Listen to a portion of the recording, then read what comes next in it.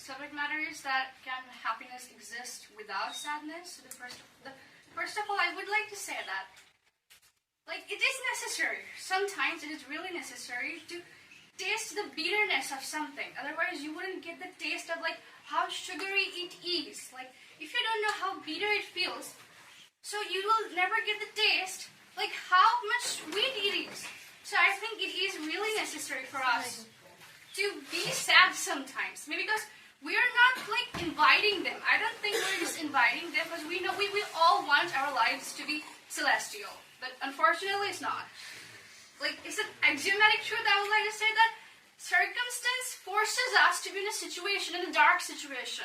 And at that time, at that specific, like, at the time, we are forced to come out of that darkness and to get the taste of happiness. And that is the only hope that's keeping in the dark, that we are kept in the dark. And that's the only hope that, yeah, one day we will get out of this darkness and we will feel that how it feels to be happy again. So I think, like, sadness is very much needed in our lives. That is the inbuilt mechanism, defense mechanism, which you are trying to set afoot. You are talking about the defense mechanism. When you are in sorrow, you somehow think that, no, after a few days I will just get out of this situation and I will feel joyful. Because, sir, this defense mechanism, that is within. Where does the thought come from? Yeah, of course, from within. From within. Yeah. And that is the defense mechanism. That system is inbuilt. That means you are equipped with all the weapons that you need in order to fight the harshness of this world. But we are not employing the arms, those weapons, in our fight. Of course, sir. I'm not talking about everyone, but there are some persons out there that they are using these weapons. And these weapons are leading to happiness, I think. Because if we stop fighting the fights that there are, so we would never feel the happiness. So where is the happiness? Like, I would, of course, agree, like, that, yeah, sometimes the happiness is within, of course, because, like, we need to find happiness even in little matters, like, very little things. But sometimes, like, according to me, it is very much needed. If you're not sad, like... That is because we don't recognize our true nature. Your true appearance, your true nature, when you discover, then you will no more be unhappy. Chidananda Rupam Shivoham Shivoham. So Chidananda Rupam, Shivoham Shivoham. You have to discover that. And in our childhood, when we are children, very small babies, then we are aware of that. That's why we are always ever happy, ever joyful. But when we grow up gradually, we are conditioned by the factors existing in this world. And for that reason, we get divorced from that particular state. There is a wall built up. And we have to once again surmount that wall in order to go into our real field.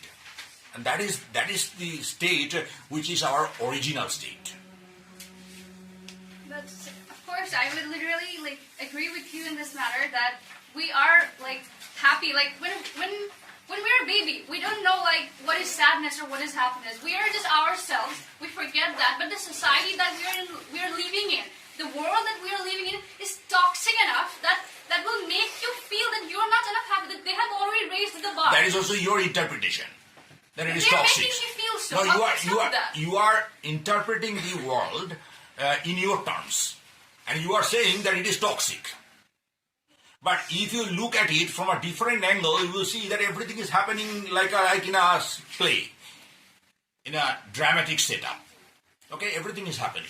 So when you watch a play, say you are playing a role in a certain play, and at the time you are undergoing some tragic moments. But in your originality, you know very well that you are Muskan Mukherjee. It is not happening to you. But you are playing the role of Lucy in that play, and it is happening to Lucy. So what is that to Muskan? Nothing at all.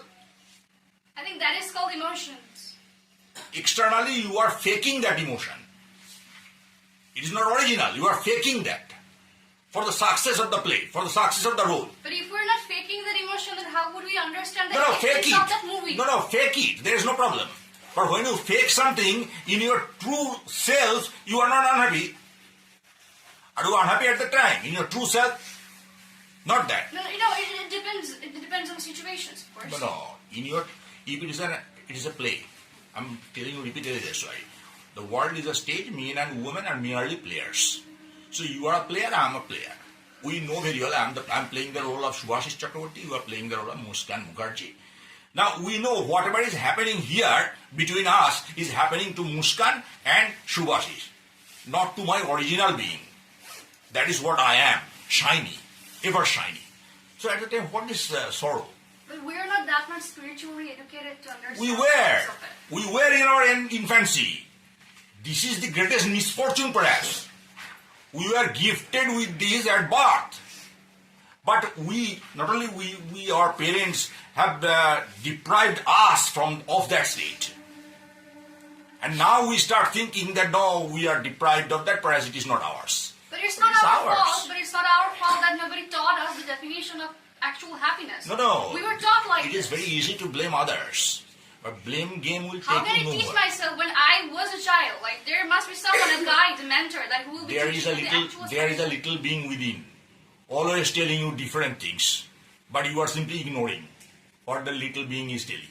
But the external forces literally forces because us to you are ourselves. Because you are identifying yourself with Muskan Mukherjee. The main problem is there. Why are you identifying yourself with Muskan Mukherjee? I don't understand the matter. You are not Muskan Mukherjee. You have been Muskan Mukherjee for the last 18 years only. Or 19 years at most. Before 19 years, were you Muskan Mukherjee? No. You are nameless, formless. That is your original identity.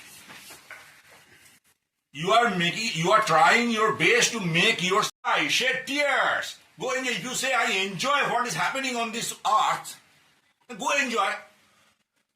As one person told Vivekananda, that, no, why are you saying that we should not be born again? If we are born again, all the sorrows, sufferings will be there. Then do you want to be born again? Then yes, I enjoy living on this earth. Then we're going to go live, enjoy your life. There is time for eternity. Eternal.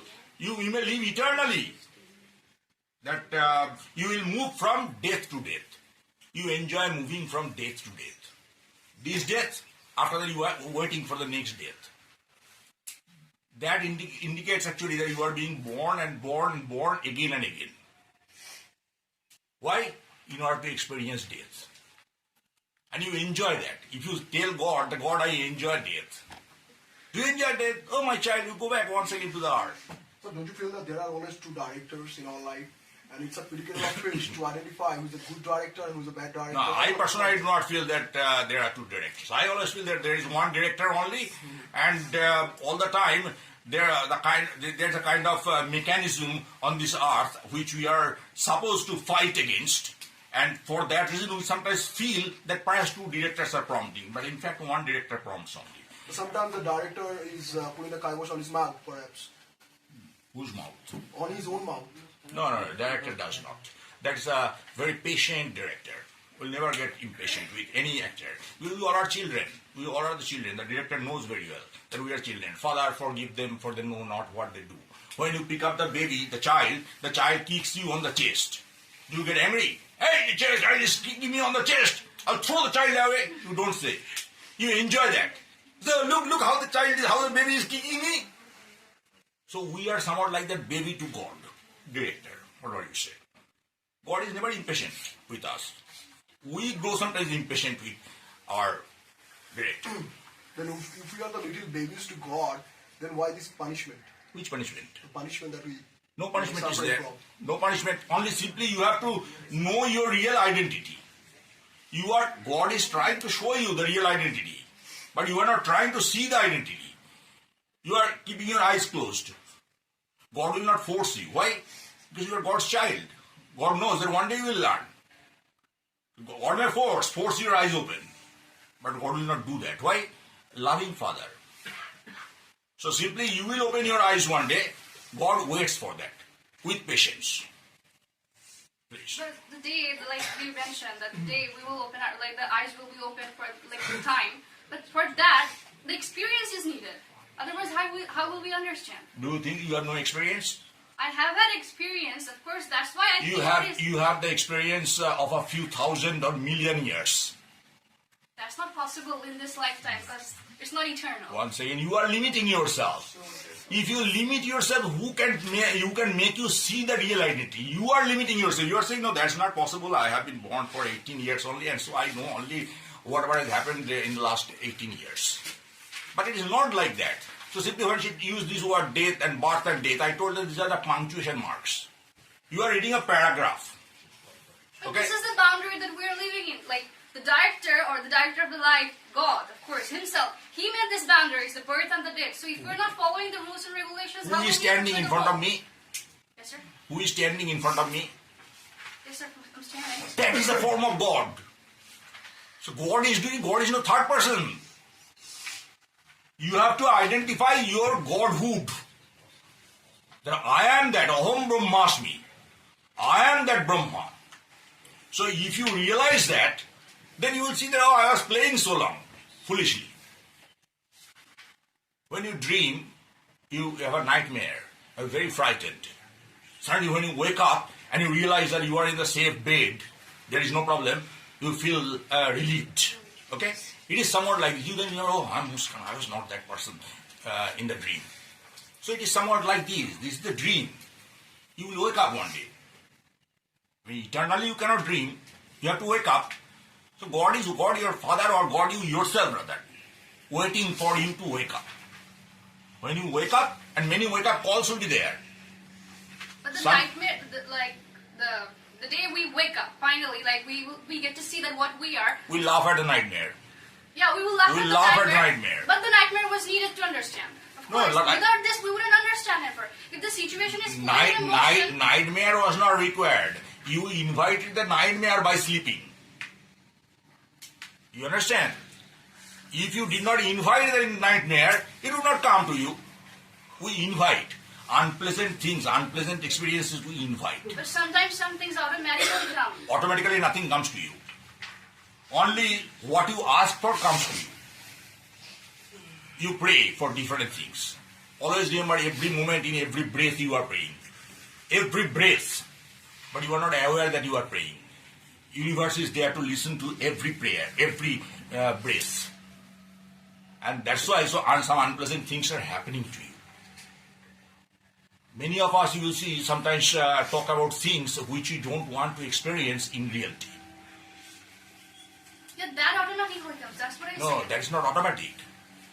Why are you enjoying that particular narration? Why are you saying, why are you narrating that? Why are you saying that if I were a layman, if I were this, I were that? Why are you thinking this way? This will happen to you one day. Universe will give you that thing. That's why you should not just think of anything evil. Don't speak evil, don't see evil, don't think evil.